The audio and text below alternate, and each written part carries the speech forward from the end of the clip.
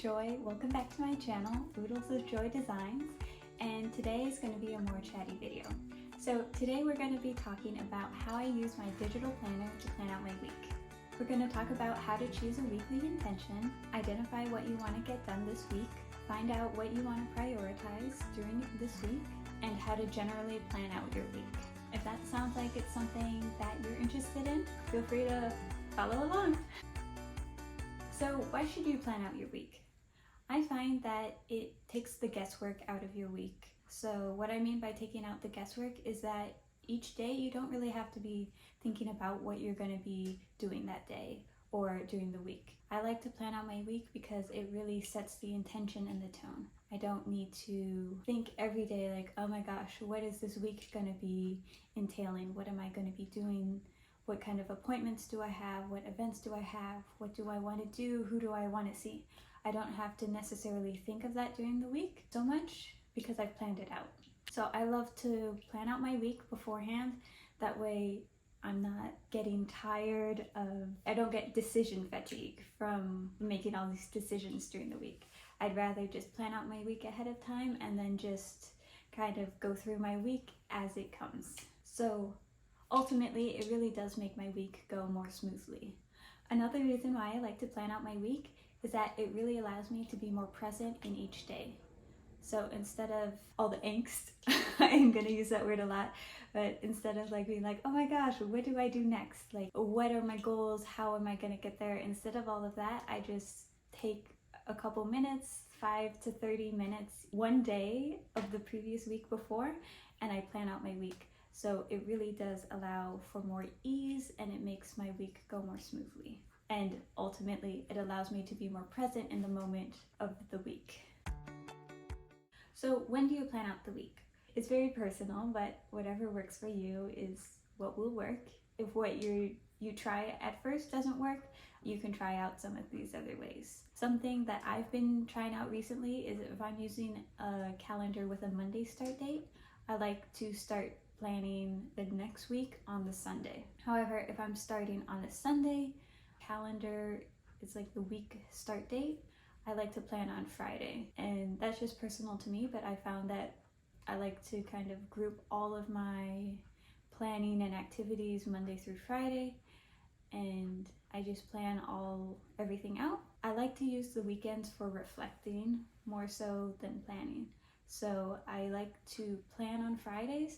That way I have my weekends free so I can just kind of go really deep into more niche, detailed kind of reflections. So by planning on Friday, that kind of sets me up well for Monday and I can just start the week on the ground running. I'm all set up. So nowadays I like to plan on Fridays. That's been working really well for me. I carve out 10 to 25 minutes usually to plan out my upcoming week, and then I don't really have to think about it on the weekends, and on Monday I just review what I planned on Friday and make any tweaks necessary, and then we start the week. So how I like to plan is I like to set up a relatively quiet place. I like to make sure that I have water or a drink of some sort. I like to listen to music while I'm planning, but you can do whatever. And I like to set up some time where I'm planning and where I won't be disturbed. So usually I'll plan out like 10 to 30 minutes. I do like to keep it short and sweet so that it's not too time consuming. I digitally plan to make actions and to do things. So I don't want to spend all my time planning. So I really do make sure that the time I'm planning is top 30 minutes for the week. I don't want to be spending all my nights, all my evenings planning and agonizing over this because it's really not that intense for me. It's just like, it's planning, quick, get it done, don't think about it until Monday. Yeah. So for me, digital planning and just planning in general, it's more for the ease that comes later. I don't want to be agonizing over the planning. And if that's you, if you're agonizing over planning, maybe digital planning isn't for you. Something else I like to have is I like to have noise canceling headphones, and then I like to have a snack, and as I mentioned before, a drink too. So now that we're all set up, we're gonna get into how we plan out the week. So the first thing I like to do is I like to set a weekly intention. Now, I don't always know how I want to feel in the upcoming week, so I like to do a little body scan, brainstorm session, and just write down some adjectives of how I want to feel. So some days, maybe if I'm really tired, I can be like, oh, I want to feel relaxed or refreshed or calm. Some things that have been coming up for me recently is I want to feel nourished, I want to feel patient, I want to feel content. So I really try to stay attuned to myself and kind of identify what it is I want to feel or what I am maybe lacking at that moment. And I just write down phrases and words that resonate to me at that moment. So once I've created a whole list of words and phrases that I'd like to kind of incorporate into the next week, then I will review it. So I'll review what I've wrote. So sometimes I'll say, oh, I wanted to feel relaxed, I wanted to feel patient, I wanted to feel content, I want to feel attuned to myself, I want to feel nourished, and I see what really is resonating or sticking out to me at that moment. So maybe I wrote down for this one, I want to feel alive. So I'm going to highlight it, and then I'm going to make sure when I highlight it that I'm going a little bit across the word, like the tail end goes a little bit beyond it. That way, when we come back and review it after we've kind of planned out the week, we're going to see if it still resonates, and if it doesn't, then we can just erase that highlighter. So once you have that small list, just make sure you review it to see what resonates, and then highlight just one of the phrases or words that you think resonates well with you.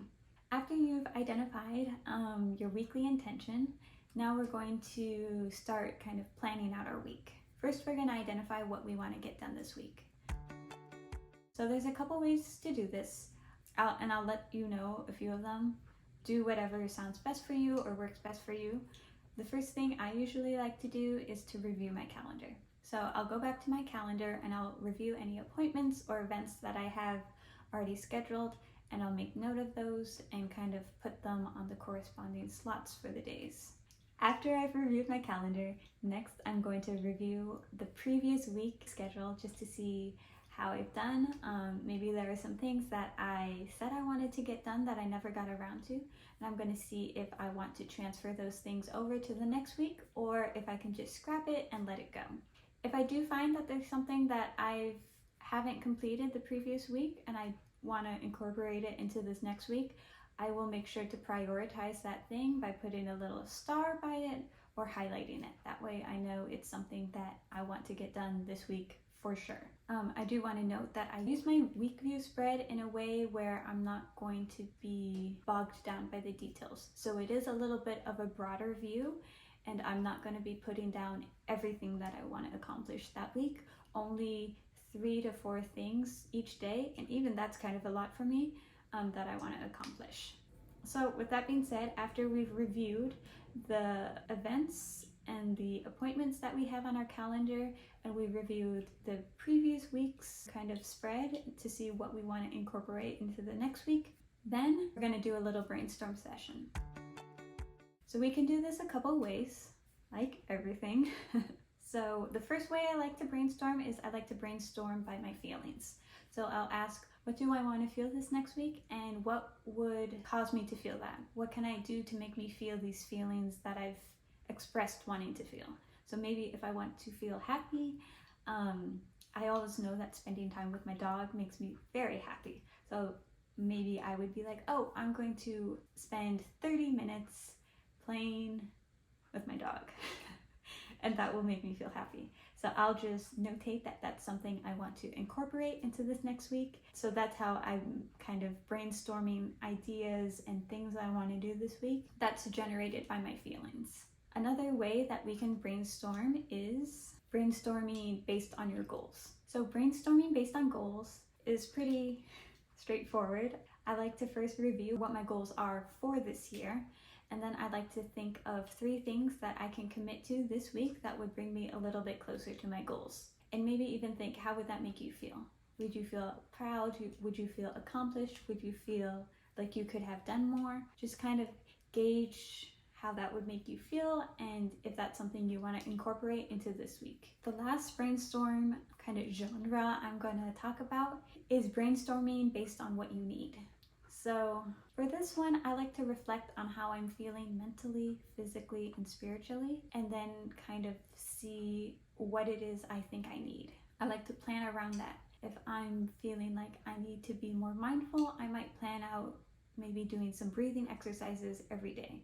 Just like 2-minute breathing exercises where I'm only focused on breathing. So now that we've brainstormed kind of a list of what we want to accomplish this week, our next step is to figure out what we actually want to be doing this week and prioritize that list. So we've made a list and now we want to figure out what's the most important items on that list and how to plan it out. But right now we're just going to be in prioritization mode. So we're just going to figure out what we want to accomplish this week.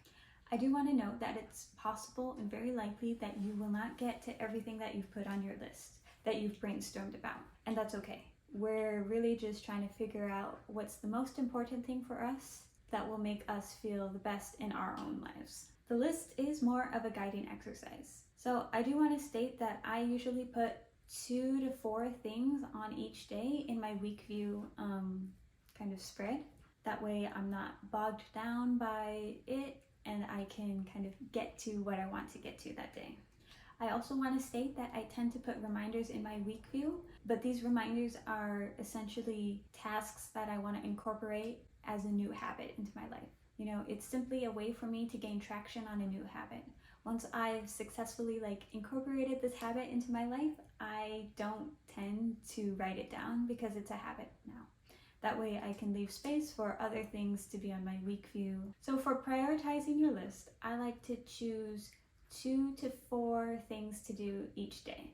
Generally, each item should only take me 30 minutes. So I'm not doing super broad items on my list. An example of this is we are working on our backyard space right now. Something that's super broad that I could write down is plan out my backyard.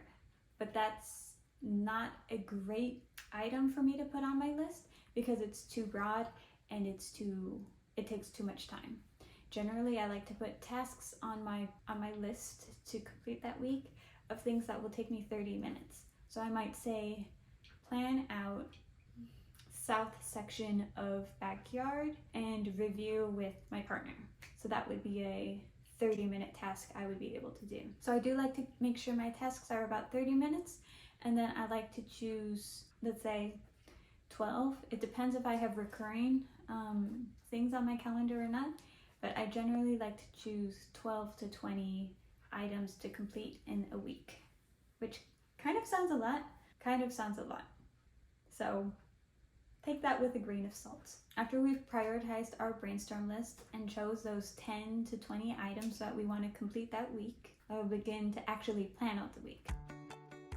So by planning out the week, I mean I'm going to be assigning items I have selected and I will put it on a particular day to be completed on. So I do this first by adding any appointments and events that I have for that week. Then from there, I will add items from my brainstorm list that I've identified as being a priority for that week. I do like to have a mix of things in my week, so I like to have things that bring me joy and give me energy, and I also like to pair those with things that maybe take more time and actually take more energy from me. This helps me to stay balanced throughout the week and to not be burnt out. The more you plan, the more you notice your habits and what works best for you. So for example, for me, I found that I work best in the mornings. So I try to front load, here, 2 things. I work best in the morning and I have more energy at the start of the week. So I tend to front load my work to the beginning of the week and also in the mornings. Mondays and Tuesdays are usually pretty heavy days for me. And then Wednesday, Thursday, Friday are lighter days, but they're more busy in the morning than in the afternoons, evenings. But see what works for you. A lot of people are night owls or morning birds. So just figure out what works for you and then plan accordingly. So the final step of planning my week is to review my intention that I set for the week. So this is that word that we highlighted at the beginning. So I like to just go back and see if, based on the week that I had planned out and I have everything sorted, I have all my items on my week view, I like to see if that word I originally chose still resonates, not just with me, but with the week that I had planned. If it does, yay, that's fine. You've planned out your week, you're all set. But if it doesn't, two things you can do.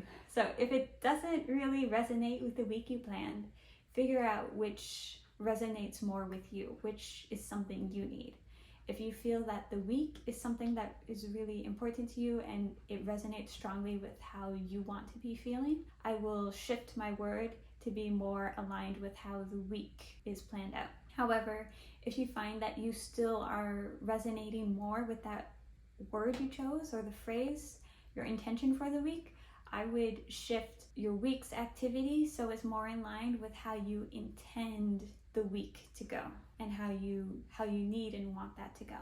So just do a little soul searching and make sure that the word you chose resonates both with yourself and the week you've planned and vice versa. Now, for real, the last thing I do, and this is kind of a prep for the week, is to set up my daily pages. Since I use an undated digital planner, I'm going to go to my daily pages for the week and I'm just going to duplicate 7 pages and I'm going to insert the calendar. I'm going to highlight the day, I'm going to add the date, and I'm going to insert the weekly intention. Past that, I leave it for the day. That way I have more artistic license during the day and I can just add things that day. So that's it. Thank you so much for watching. I hope this video was informative and fun for you. If any of this resonated, feel free to leave a like, a comment, or even subscribe. I will be doing more videos on digital planning, so please keep your eyes out if that's something of interest to you. Until next time, wishing you oodles of joy. Bye!